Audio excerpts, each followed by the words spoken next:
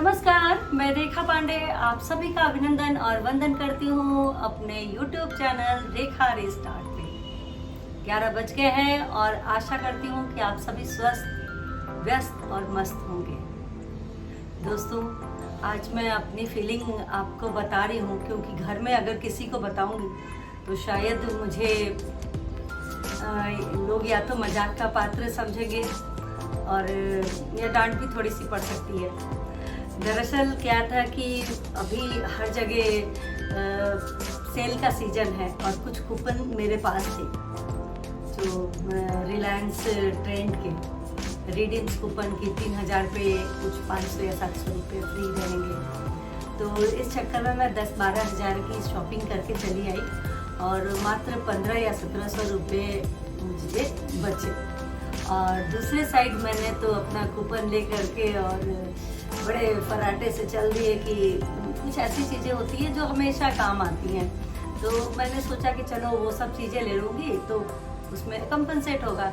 But जब वहाँ गई तो वो चीज़ें शामिल नहीं थी जो मुझे चाहिए थी, बल्कि वो चीज़ें शामिल थी सेल में जो मुझे नहीं चाहिए थी। लेकिन पहुँचे थे बड़ी जद्दोजहद से और कूपन जो हमारे पास था हमने अपना कूपन पूरा यूज़ किया और 10-10.5 हज़ार की शॉपिंग करके घर आ गए। उसके बाद जब सारा सामान हमने अपने बेड पे फैलाया तो उसमें से मुझे कई चीज़ें पसंद नहीं आ रही हैं क्योंकि लेकिन सेल में वो वापस होगा नहीं।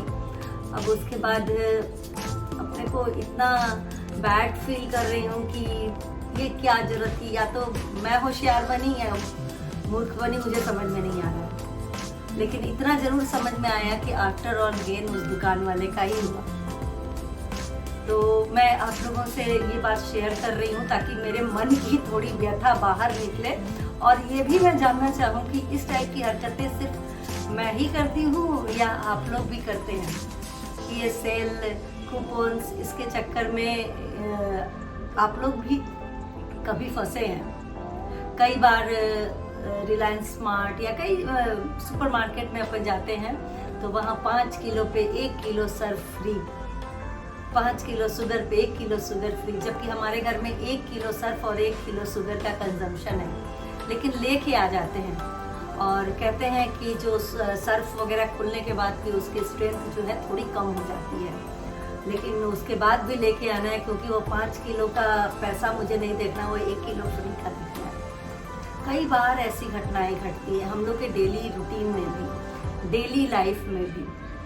कभी कभी हम लोग इंसानों के भी चक्कर में झांसे में फंस जाते हैं इस तरीके के, जो हमें सब्ज बाग दिखाता है, लालच दिखाता है कि ऐसा करोगे ना तो ऐसा हम कर देंगे या ऐसा करोगे तो ऑटोमेटिकली ऐसे हो जाएगा। उस चक्कर में हम लोग के पास जो रहता है ना उसको भी हम लोग थोड़ा दांव पे लगा देते हैं। ये हमारा नेचर नहीं है, यह मुझे लग रहा है कि सारे लोगों का ही ये नेचर होता है। हम इंसान है ना, तो हमारे पास इमोशंस भी हैं, दुख भी है, दर्द भी है।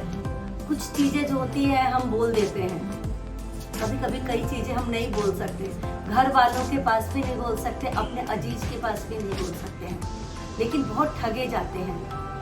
ये कभी कभी लोगों से भी ठगे जाते हैं, जैसे मैं आज दुकान वालों के सामने ठगा करके आके और बहुत मतलब रिग्रेट जैसा हो रहा है कि मैं गई क्यों, और गई तो इतनी चीजें क्यों खरीद के ले आई, क्यों नहीं उस कूपन को फाड़ के डस्टबिन में फेंक दिया। तो मेरा सिर्फ एक ही संदेश है, कूपन तो चलो पैसे आते जाते रहते हैं, मैं अफोर्ड कर सकती हूँ इसलिए ले आई, अदरवाइज नहीं अफोर्ड कर सकती तो मैं जाती ही नहीं। ये एक फैक्ट है दुनिया का। लेकिन इस तरीके के सब जो बात कई लोग आपकी लाइफ में भी दिखाते हैं। कई लोग आपको जो जिसको माइंड मैनिपुलेशन करने आता है वो हम जैसे इमोशनल लोगों को माइंड मैनिपुलेट भी करते हैं। तो प्लीज़ ऐसे लोगों से सावधान रहने की ज़रूरत है।